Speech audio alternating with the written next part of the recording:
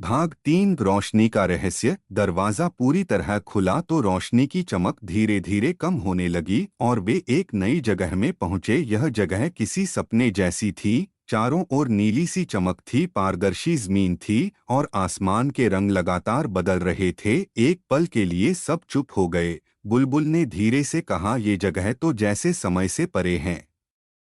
अचानक एक नन्ही सी आवाज गूंजने लगी, "स्वागत है सच के मुसाफिरों।" सामने एक रोशनी से बना हुआ अजीब सा जीव प्रकट हुआ। वह न इंसान था न जानवर, बल्कि एक नूर से बना हुआ अस्तित्व। उसने कहा, "मैं उस खजाने का रक्षक हूँ जो हर दिल में छुपा होता है, लेकिन उसे वही पा सकता है जो इम्तिहान से गुजरे और दिल की आवाज सुने।" जरियाब ने पूछा, "क्या खजाना यही रोशनी है?"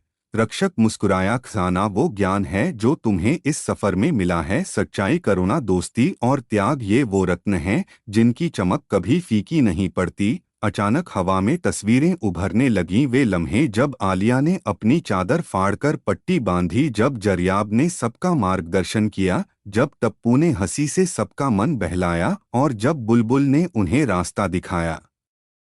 फिर रक्षक ने एक छोटा सा संदूक पेश किया, "ये तोहफा है तुम सबके लिए। इसमें न सोना है न हीरे, लेकिन इससे बड़ी कोई दौलत नहीं।" संदूक खोला गया तो उसमें चमचमाती हुई तख्तियां थीं जिन पर लिखा था, "प्यार वो ताकत है जो सब कुछ बदल सकती है। सच्चाई वो रास्ता है जो हमेशा मंजिल तक ले जाता है।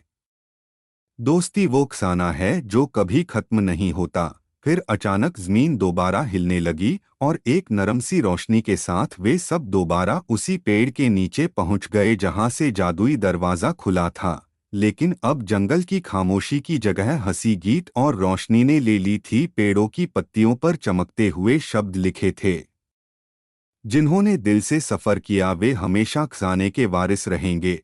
टप्पू जोर से हंसा, "तो खजाना हम खुद ही थे।" आलिया, जरियाब, बुलबुल